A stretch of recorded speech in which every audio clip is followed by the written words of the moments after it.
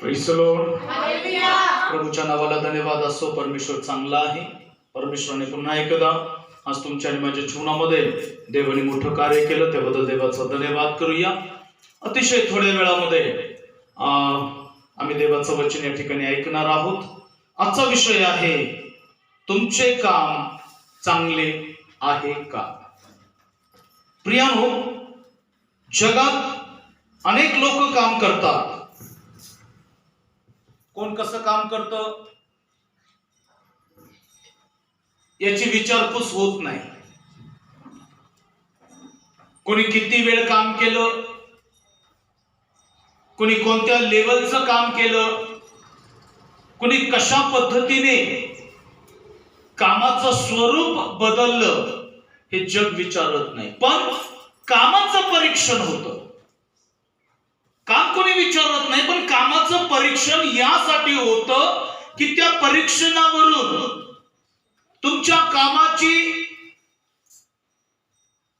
योग्यता, कशा पद्धतीने तुम्ही काम करी आहात आणि कशा पद्धतीने तुम्ही काम करू शकता हे तुमच्या कामाच्या परीक्षणावरून ठरवलं जातं आणि त्यानुसार तुम्हाला पुढील गोष्टीसाठी निवडलं जातं. म्हणून बायबल काही गोष्टीमध्ये तुमच्या कामाविषयी जगित बोलत नाही, आत्मिक कामाविषयी. आत्मिक कामाविषयी काही गोष्टीचा प्रश्नचिन्ह त्या कामाविषयी परमेश्वर तयार करतो. आणि देव त्या कामाचे ज्यावेळेस निरीक्षण करतो, देव त्या कामाचं परीक्षण करतो, देव त्या कामाचं व्हॅल्युएशन काढतो, त्यावेळेस देवाच्या नजरेमध्ये ते काम चांगलं नाही असा निष्कर्ष देव ज्यावेळेस काढतो, त्यावेळेस मनुष्याने केलेल्या सर्व कामाचं मूल्यमापन हे व्यर्थतेमध्ये ठरवलं जातं. इंजिनियरने जर इंजिनिअरिंगच्या डिझाईन नुसार किंवा प्लॅन नुसार जर काम केलं नाही तर तो इंजिनियर त्या साईटला किंवा त्या कंस्ट्रक्शनला सरळ सांगतो, हे काम चांगलं नाही, हे तोडावं लागेल. आणि मग तिथं तुमचा किती खर्च जरी झाला, तुमचा पैसा किती जरी गेला, तरी तुम्हाला तिथं नो एक्सक्यूज, तुमचा तिथं काही चालत नाही. कारण जी इंजिनियरनी कल्पना तुम्हाला दिली त्यानुसार तुम्हाला काम करावं लागेल. प्रियानो, जर मनुष्याच्या नियोजनामध्ये तुम्हाला काम जर चांगलं पाहिजे असेल तर तुम्हाला दिलेल्या वेळेमध्ये, दिलेल्या आर्किटेक्ट मध्ये किंवा दिलेल्या प्रत्येक गोष्टीमध्ये तुम्हाला त्यांच्या प्लॅन नुसार जर काम करून तुमच्या कामाची जर स्तुती व्हावी, तुमच्या कामाचं जर प्रशंसा व्हावं असं जर तो जर इंजिनियर जर ठरवतो, मग विचार करा, ज्याने तुम्हाला पाचारण केलंय, ज्याने तुमची कामासाठी निवड केली, ज्याने तुम्हाला असं म्हटलं जा आणि द्राक्षमळ्यामध्ये जाऊन काम कर, आणि काम करत असताना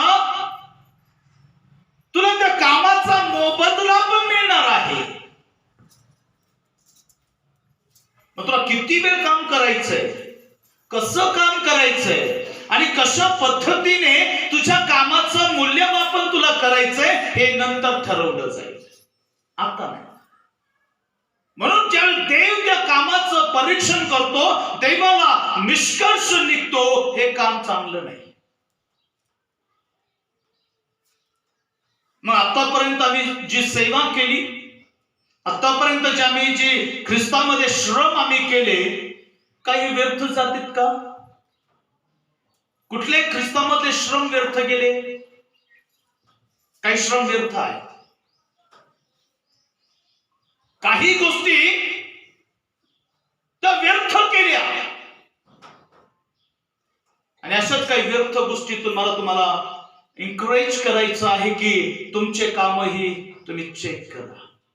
ख्रिस्तामधले श्रम, ख्रिस्तामधल्या जबाबदाऱ्या, ख्रिस्तामधलं रिस्पॉन्सिबिलिटी, ख्रिस्तामधली सेवा आणि ख्रिस्तामधलं ओझ तुम्ही कशा पद्धतीने पुढे चालवलंय याचं परीक्षण करा, कारण त्या कामाचं मूल्यमापन देवाने ठरवलेलं आहे आणि त्यानुसार तुम्हाला प्रतिफळ मिळत आहे. बायबलमध्ये असं म्हणतं, फिलिप्पियरास पत्र 4था अध्याय, फिलिप्पियरास पत्र 4था अध्याय वचन नंबर 9 मध्ये देवाचं वचन काय म्हणतं?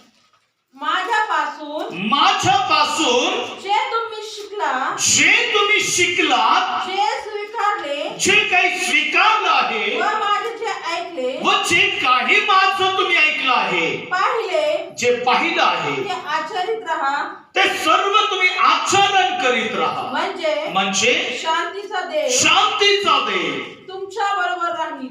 बायबलमध्ये पौल फिलिप्पियराच्या मंडळीचं परीक्षण करत आहे. फिलिप्पियराच्या मंडळीचं काम या ठिकाणी तो स्तुती करत नाहीये, पण कामाची तो एक प्रकारचं विश्लेषण तो या ठिकाणी करत आहे की एक जबाबदारीचं जीवन, एक विश्वासणारा जो प्रभूवरती विश्वास ठेवतो तो फक्त विश्वास ठेवण्यासाठी नाहीये, तो फक्त चर्चला येण्यापुरता नाहीये किंवा तो फक्त पास्टरांबरोबर फिरण्यापुरता नाहीये. बायबल त्याच्याविषयी असं म्हणतं की काही गोष्टींची जबाबदारी त्याच्यामध्ये आहे. आणि काय जबाबदारी आहे? शास्त्र असं म्हणतं, तर तू काय माझ्याकडून ऐकलं आहेस. लक्षात ठेवा, काय तुम्ही ऐकलं आहे?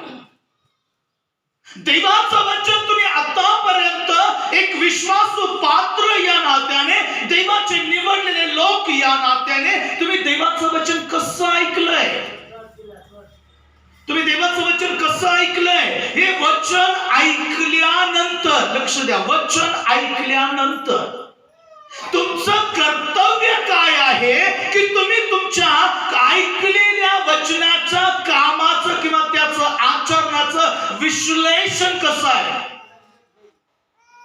बायबलमध्ये पौल फिलिप्पियराच्या मंडळीकडे पाहतो की ती मंडळी नुसतं वचन ऐकलेलं आहे, आचरण केलेलं आहे, पण पाळण्यामध्ये ती मंडळी अतिशय दुर्बळ आहे,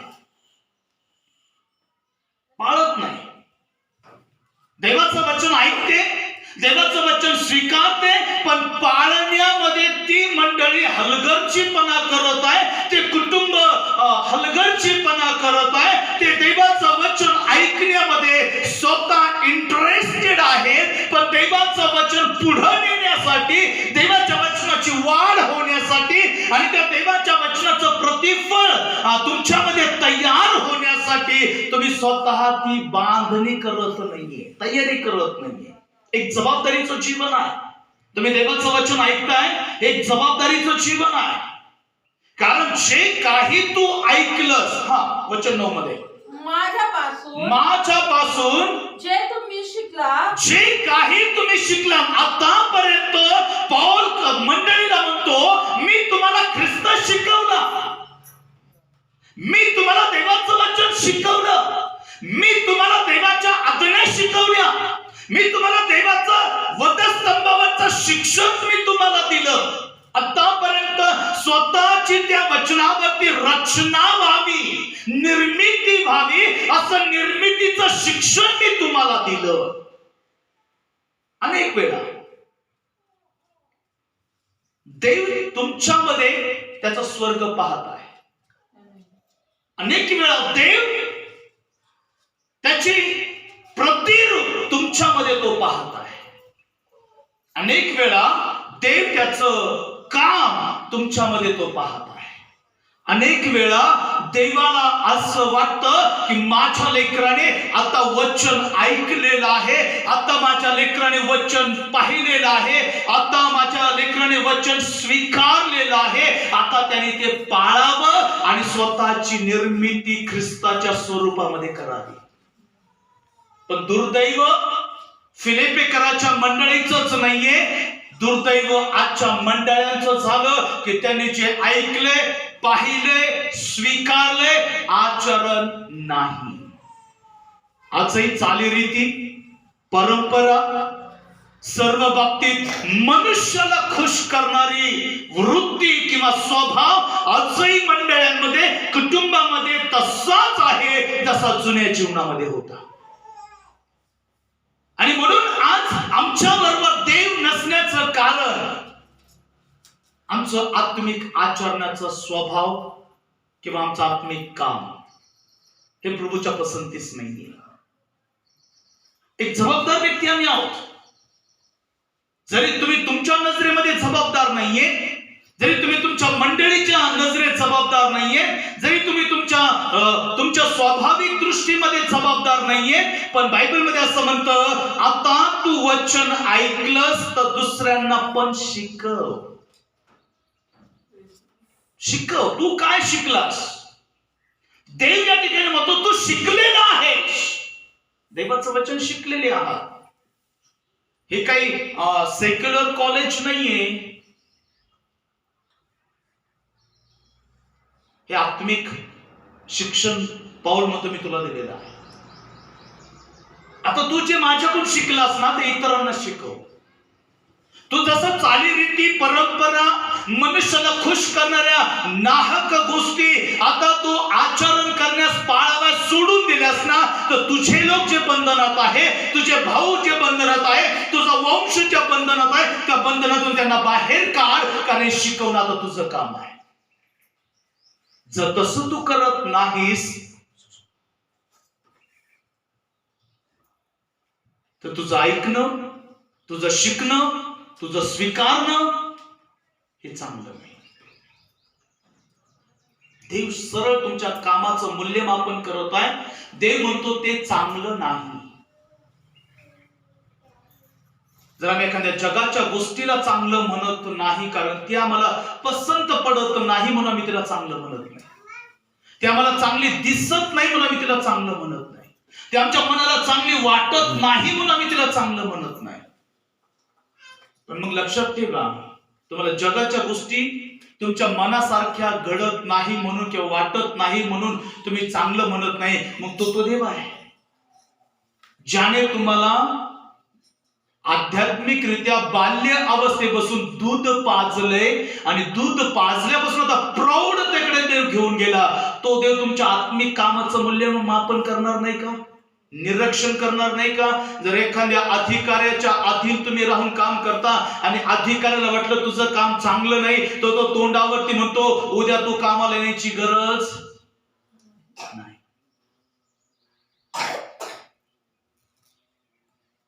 एखादा अधिकारी तोंडावर सांगतो उद्यापासून कामाला यायची गरज नाही का? मग आम्ही होतो का?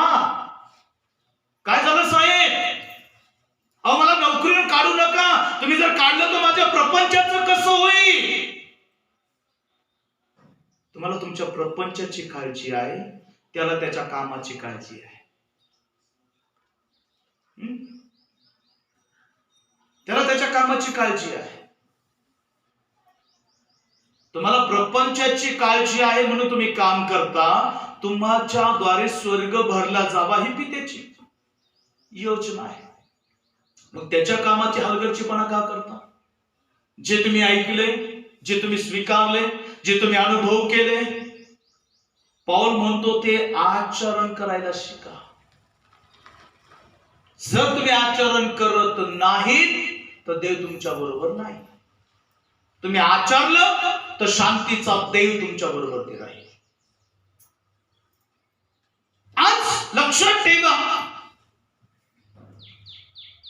जेव्हा तुम्ही या साऱ्या गोष्टीसाठी स्वतःची निवड करता, मग काही चांगलं काम जर तुम्ही केलं तर वाईट लोक तुमच्या चांगल्या कामाशी सहमत नाही. काही वाईट लोक तुमच्या चांगल्या कामाशी सहमत नाही, काही चांगले लोक तुमच्या वाईट कामाशी सहमत नाही. मग बाकीचे लोक सहमत नाही म्हणून तुम्ही चांगलं काम करणं सोडून देताल का? सोडू नका. ते त्यांना पटो, त्यांना आवडो किंवा नाही आवडो, तुम्ही तुमचं चांगलं काम करीत राहा. लक्षात ठेवा, अनेक लोक जर येशूशी सहमत झाले नाहीत तर ते तुमच्या बरोबर पण सहमत होणार नाहीत. मग मंडळी तुमच्या बरोबर सहमत होणार नाही, नातेवाईक तुमच्या बरोबर सहमत होणार नाही, लोक तुमच्या बरोबर सहमत होणार नाही, अनेक प्रकारचे स्वाभाविक लोक तुमच्या बरोबर सहमत होणार नाही. मी याचा अर्थ असा नाहीये की माझं काम लोकांना पटलं नाही म्हणून मी काम करणं सोडून देईन. लोकांना माझं वागणं, विश्वासात, प्रार्थनेत, वचनात असलेलं जीवन जर माझ्या लोकांना पटत नाही म्हणून मी प्रार्थना करणं सोडून देईन, असं आहे का काही? नाही. त्यांनी मानवीय रीतीने माझ्या कामाचं मूल्यमापन केलं किंवा परीक्षण केलं. त्यांच्या डोळ्यामध्ये दोष आहे.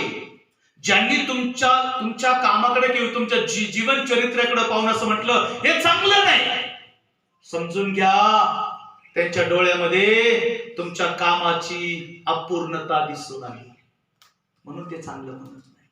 बरं, ते चांगलं म्हणत नाही म्हणून चांगलं काम करून सोडू नका. जे तुम्ही ऐकलंय, जे तुम्ही पाहिलंय, जे तुम्ही स्वीकारलंय, जे तुम्ही अनुभव केले ते आचरण व पाळावयास शिका, म्हणजे स्वर्ग आणि पृथ्वीचा स्वामी तुमच्या बरोबर गेलाय. अपूर्ण आहे, अपूर्ण राहतील, पण असं काही काम करू नका की समोर त्याच्या डोळ्यात तुमच्या विषयी अपूर्णता निर्माण होईल.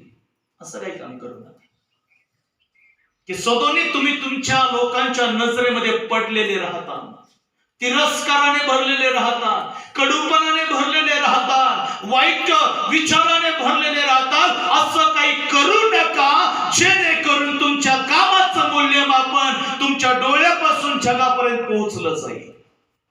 असं काही करू नका.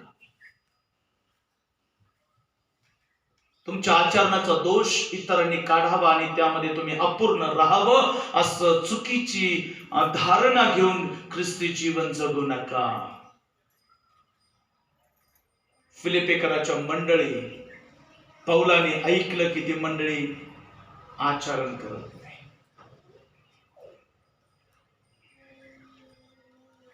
मूल्यमापन, परीक्षण, निरीक्षण ज्यावेळेस पौलाने जेलमध्ये राहून केलं, असं समोर समोर नव्हता, तो जेलमध्ये होता, मंडळीच्या ठिकाणी होती,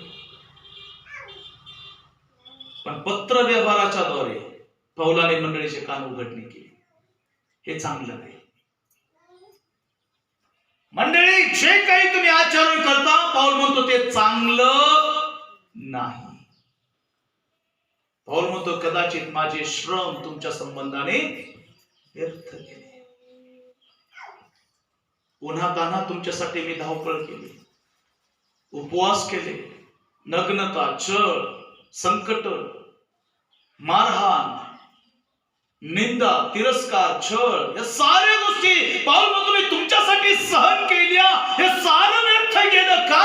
कारण तुमच्याकडे पाहिल्यानंतर असं वाटलं की तुमचं काम चांगलं नाही. आणि ज्या ठिकाणी चांगलं नाही त्या ठिकाणी मन लागत नाही, आणि ज्या ठिकाणी मन लागत नाही त्या ठिकाणी चांगलं काही घडत नाही. आता तुम्हाला ठरवायचं आहे का असं झालं. मग तुमच्या बरोबर अनेक लोक सहमत नाहीयेत. तुम्ही तुमच्या नजरेमध्ये चांगले आहात, पण तुमच्या कामामुळे लोक तुमच्या बरोबर सहमत नाही. येशू बरोबर पण नव्हते. मग येशूने सेवा करणं थांबवलं का? लोकांना बरं करणं थांबवलं का? नाही. बायबलमध्ये काय म्हणते त्याच्याविषयी वाचूया. योहानाचं शुभवर्तमान 8वा अध्याय आणि वचन 29. देवाचं वचन काय म्हणतं? योहानाचे शुभवर्तमान 8वा अध्याय आणि वचन नंबर 29 मध्ये, ज्याने मला पाठविले तो माझ्या बरोबरती आहे. त्याने मला एकटं सोडलं नाही. कारण जे त्याला आवडते ते मी सर्वदा करतो.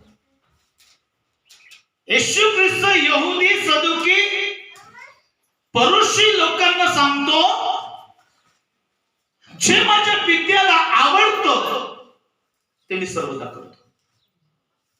चांगलं करण्याचा कंटाळा करू नका असं बायबल आम्हाला शिकवतं. सदा सदोनित उत्साही असा, चांगल्या कामाविषयी उत्साही असा, चांगल्या कामाविषयी सदोनित तयार राहा. कारण येशू असं म्हणतो त्या ठिकाणी, येशू जे काही करतो ते पाहून देव येशू बरोबर सहमत आहे, पिता येशू बरोबर सहमत आहे. पण येशूच्या वंशावळीतील लोक, येशू बरोबर विश्वास ठेवणारे लोक, येशू बरोबर नातं जोडणारे लोक येशू बरोबर सहमत नाही. येशू बरोबर जग सहमत नाही, येशू बरोबर नाते गोते सहमत नाही, येशू बरोबर विश्वासणारे सहमत नाही, येशू बरोबर मंडळी सहमत नाही. पण येशू बरोबर स्वर्ग आणि स्वर्गाचा पिता सहमत आहे. येशू जे काही करत आहे ते पाहून देव त्याच्या बरोबर सहमत आहे. आज जे काही तुम्ही करता ते पाहून देव तुमच्या बरोबर सहमत आहे का? हॅलो, तुम्ही जे काही करता ते पाहून देव तुमच्या बरोबर सहमत आहे का? आकाशवाणी झाली, हा माझा परमप्रिय पुत्र आहे, याच्याविषयी मी नाराज आहे असं म्हटलं. काय म्हटलं? का संतुष्ट आहे? अहो, जर एखाद्या जगीत बापाला पोराने चांगलं काम केलं, छाती फुगून जाते, वा माझ्या पोराने काय चांगलं काम केलं. मग जर एक गोष्ट जगातील लोकांना जगातील चांगलं काम केल्याचा अभिमान वाटतो, लोकांसाठी परमेश्वराने आवाज दिला, हा माझा परमप्रिय पुत्र आहे, त्याच्याविषयी मी संतुष्ट आहे. बाकीचं काय घेणं देणं नाही. 12 शिष्यांसाठी पिता संतुष्ट आहे की नाही माहित नाहीये, 12 शिष्यांसाठी येशू संतुष्ट आहे की माहित नाहीये. अनेक लोकांसाठी ज्यावेळेस पौलाने मंडळाचे स्थापन केलं, त्या मंडळाविषयी पौल सहमत आहे की नाही हे माहित नाहीये. पण आजच्या सकाळी मला तुम्हाला सांगायचं आहे की देव तुमच्याविषयी सहमत आहे का? देवाला इतकी प्रसन्नता वाटली पाहिजे की तुम्हाला पाहिल्यानंतर देवाने म्हणावं, माझं लेकरू माझ्या समोर आलं, मला फार आनंद झाला, कारण तुझी कृत्य मला ठाऊक आहे. असं बायबल सांगतं. धरती उष्णही नाही आणि शीतही नाही, ही तुझी कृत्य चांगली नाही. मी तुला दोष देत नाहीये, तू धनवान आहेस असं स्वतःविषयी म्हणतोस, पण देव तो माझ्या दृष्टीने तो उघडा नागडा आहेस, तुझ्याविषयी हे चांगलं नाही. तुझ्याकडं धन भरपूर आहे पण तारणाची वस्त्र नाही, तुझं शरीर माझ्या दृष्टीने उघडं नागडं आहे. जरी तू मखमली वस्त्र परिधान करी जरी असलास, पण तुझ्या अंगावरती शोभून दिसत नाही, कारण तारणाचे वस्त्र नाही. तुझे काम चांगले नाही. येशू सहमत लोकांबरोबर झाला नाहीये. अनेक जण येऊन म्हटले, प्रभूजी आम्ही तुझ्या नावाने भूत घालवली, संदेश दिला आणि साऱ्या काही गोष्टी केल्या. येशू त्या शिष्यांबरोबर सहमत झाला नाही. त्यांना काय म्हटला?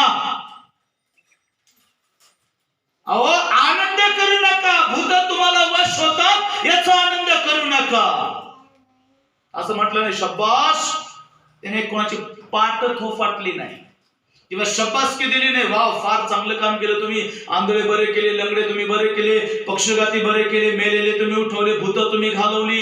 एक जण तर म्हणतो, प्रभू आम्हाला पाहून भूत किंचाळत होती. येशू म्हटलं नाही, वाव वाव, क्या बात आहे. आनंद करायचा नाही. आनंद कधी करायचा? माझं नाव स्वर्गात लिहिलंय, तेव्हा देव म्हणे मी तुमच्या बरोबर सहमत आहे. असं काहीतरी करा की तुमचं नाव स्वर्गात लिहिलं जाईल. आठवण काढली जाईल. काय माझा दास, काय माझ्या दासीकडे शैतानं तुझं लक्ष गेलं का? आठवण स्वर्गात काढली पाहिजे. असं काही करा की दुसरे अडखळले नाही पाहिजे. असं चांगलं काम करा. उलट तुमच्या चांगल्या कामाची स्तुती करून त्याने काम सोडून तुमच्या बरोबर चर्चला या. तुमच्या चांगल्या कामाची पावती त्यांनी म्हणावं की हा व्यक्ती रीतिरिवाज, परंपरा, चालीरीती ज्या काही गोष्टी वाडवडिलांच्या होत्या ना, त्यांनी सोडल्याचे पाहून मला पण वाटतं मी पण त्या सोडाव्या आणि तुमच्यासारखं ख्रिस्ताबरोबर जगावं. असं काहीतरी चांगलं काम करा. पण आजच्या या सकाळच्या समय मला एकच सांगायचंय, पिता तुमच्या बरोबर सहमत आहे का? ख्रिस्त तुमच्या बरोबर सहमत आहे का? जर पती पत्नी म्हणतात हो आपल्याला असं करायचं आहे, हो करू आपण, सहमत आहे. आज तुमचा देव तुमच्या बरोबर सहमत आहे का? एक जबाबदारीचं जीवन आहे मंडळी. तुम्ही वचन ऐकलंय, पाहिलंय, स्वीकारलंय, अनुभव केले, पण आचरण नाही.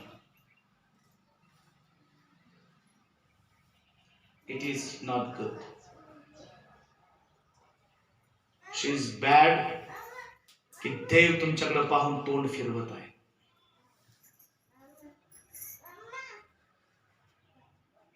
ऐका, देवाने तुमच्याकडे तोंड फिरवावं नाही तर देवाने तुमच्याकडे यावं असं काहीतरी करा.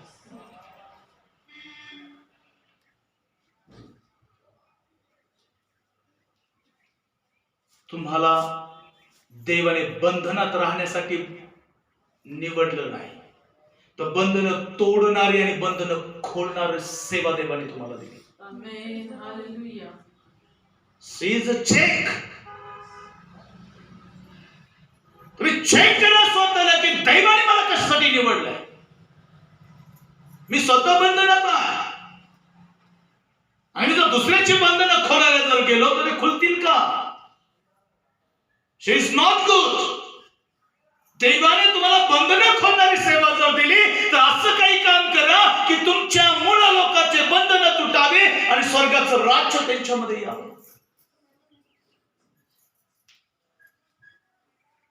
तुम्ही म्हणतात माणसाला आवडत नाहीये. अनेक लोक म्हणतात मला समाजात राहायचं आहे. हा समाज तुम्हाला फक्त कुठपर्यंत साथ आहे? कबरेपर्यंत. ती पण कबरेपर्यंत कुठं? वरच्या भागावरती.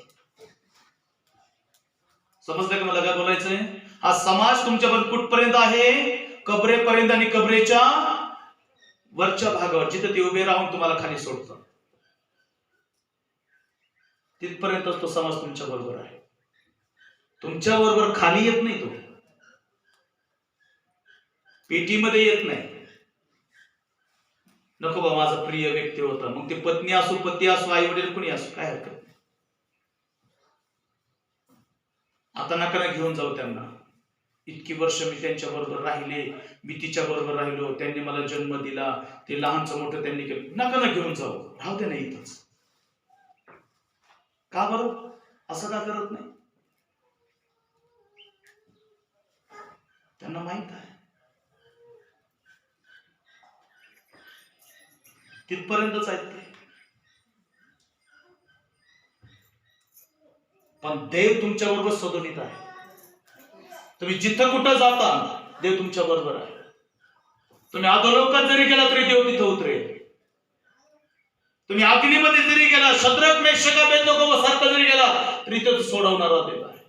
तुम्ही मृत्यू छायेच्या दरीत जरी गेला तरी देव म्हणतो माझी आकडी व काठी तुला धीर देण्यास तिथं आहे. जगाची पर्वा करा की देवाची आठवण करा, हे तुमच्यावर डिपेंड आहे. तुमची कामं असं करा की देव तुमच्या कामाशी सहमत व्हावं आणि त्याने म्हणावं अद्भुत काम आहेत माझ्या मुलाची. मी तुझी कामं, तुझं आचरण पाहून प्रसन्न झालो. मला आनंद झाला माझ्या मुलीच्या आचरणाकडे पाहून, किती अपूर्ण नाही पण पूर्ण आहे. मला तिच्या ठाई काही दोष आढळत नाही. हे टार्गेट घेऊन आजपासून या मंडळीत जीवन जगा की देवाने मला म्हणावं तुझ्या ठाई मला काही दोष आढळत नाही. पण मूल्यमापन करतो बरं का देव. तुम्ही जरी केलं नाही तुमच्या जीवनाचं, पण परमेश्वर मूल्यमापन करतो. परमेश्वर त्याचं परीक्षण करतो. सहमत जग अख्खच तुमच्या बरोबर होणार नाहीये, पण पित्याने पुत्राकडे पाहिलं आणि म्हटलं जे मी काही करतो ते पाहून पिता आनंदित.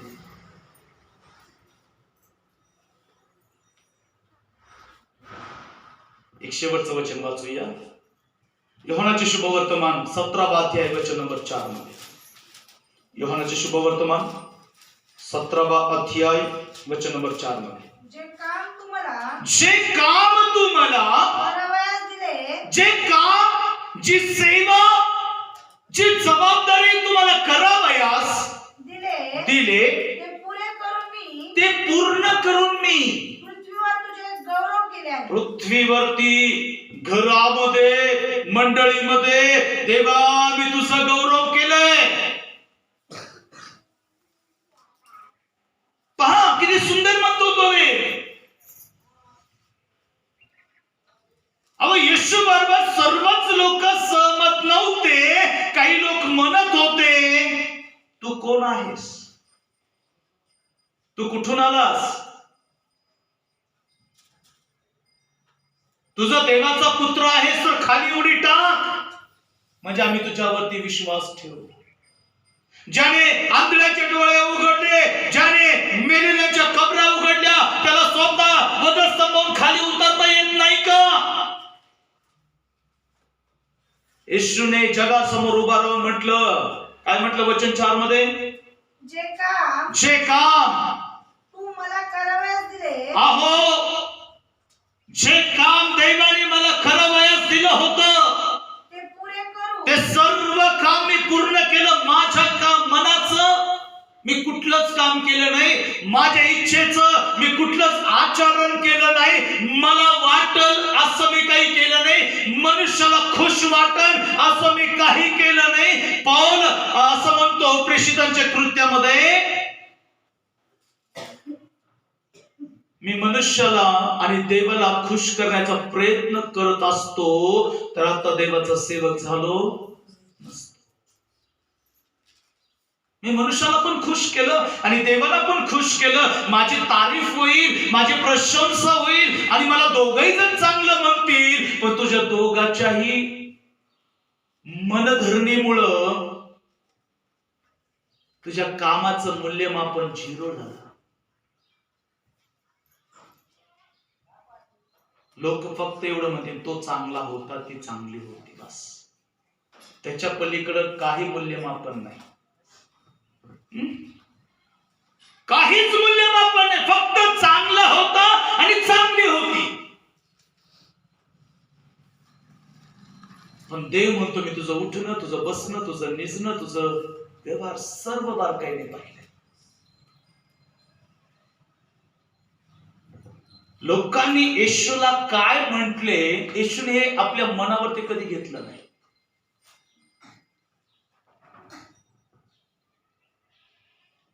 तू कुठून आलास, तू कोण आहेस, तू देवाचा पुत्र आहेस का, देव तुझ्या बरोबरच बोलला का, देवाने तुलाच निवडलं का, देव तुलाच चालवतो का, देव तुलाच बरं करतो का. जगाचं बोलणं येशूने कधीच मनावरती घेतलं नाही. त्याला माहित होतं ही मानवीय जात मानवीय विचारामध्ये बंधनात आहे, पण देवाने दिलेलं सर्व काम मी पूर्ण केलंय. असं एकही काम नाहीये की मी ते अपूर्ण ठेवलंय. सर्व काम आणि साऱ्या कामामध्ये येशू बरोबर पिता सहमत होता, प्रसन्न होता. आवडीची कामं पित्याच्या मनाप्रमाणे पुत्राने केली, म्हणून तो असं म्हणतो हा माझा परमप्रिय पुत्र आहे, याच्याविषयी मी संतुष्ट आहे. आज तुमच्याविषयी तुमचे लोक प्रसन्न आहेत, तुमच्याविषयी तुमची मंडळी प्रसन्न आहे, तुमच्याविषयी तुमचे आप्तेजन प्रसन्न आहेत. चेक नसते तर आजही तुम्हाला आपली कामं, आपली कृती सुधारण्यासाठी परमेश्वर संधी देत आहे.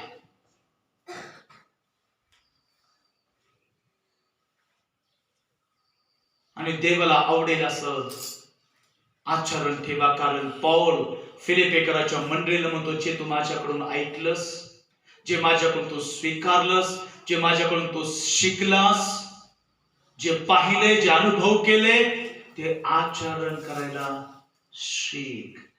म्हणजे शांतीचा देव तुझ्या बरोबर राहील. तुमची कामामुळं तुमचा देव तुमच्या बरोबर राहील. तुमच्या स्वभावामुळं वचन तुमच्या बरोबर राहील. तुमच्या परिवर्तनामुळं तुमचा अभिषेक तुमच्या बरोबर राहील. आणि तुमच्या सर्व ख्रिस्ताच्या अनुयायी आचरणामुळं देवाचं गौरव तुमच्या पाठीमागं सतत येत राहील. असे काही काम करा की जी पाहिल्यानंतर पित्याला तुमच्याविषयी अभिमान वाटेल. बंधनं खोलण्याची सेवा देवाने तुम्हाला दिली, बंधनात राहण्याची नाही. आणि लोकांना बंधनात घालण्याची पण सेवा ठेवली नाही, तोडण्याची सेवा तुम्हाला दिली. तर अशी काही बंधनं, जे काही लोक असतील बंधनात आहेत, रीतिरिवाज, चालीरीती, परंपरा पाळत आहेत ना, त्यांना खोलणारी सेवा देवाने तुमच्या हातात, तुमच्या मुखामध्ये देवाने ते शब्द घातले, त्याचा उपयोग करा, नाही तर त्याचा न्याय होईल. या त्या चालीरीतीच्या बंधनातून बाहेर या आणि स्वतःकडे पहा की देवाने माझी योग्य निवड याच कामासाठी केली का. म्हणून देवबाप या दिवसामध्ये तुमच्या कामाकडे पाहून देवाने प्रसन्नता करून देवाने तुम्हाला आशीर्वाद द्यावा. प्रभू या वचनाने देवबाप तुम्हा सर्वांना आशीर्वाद करो. आमेन.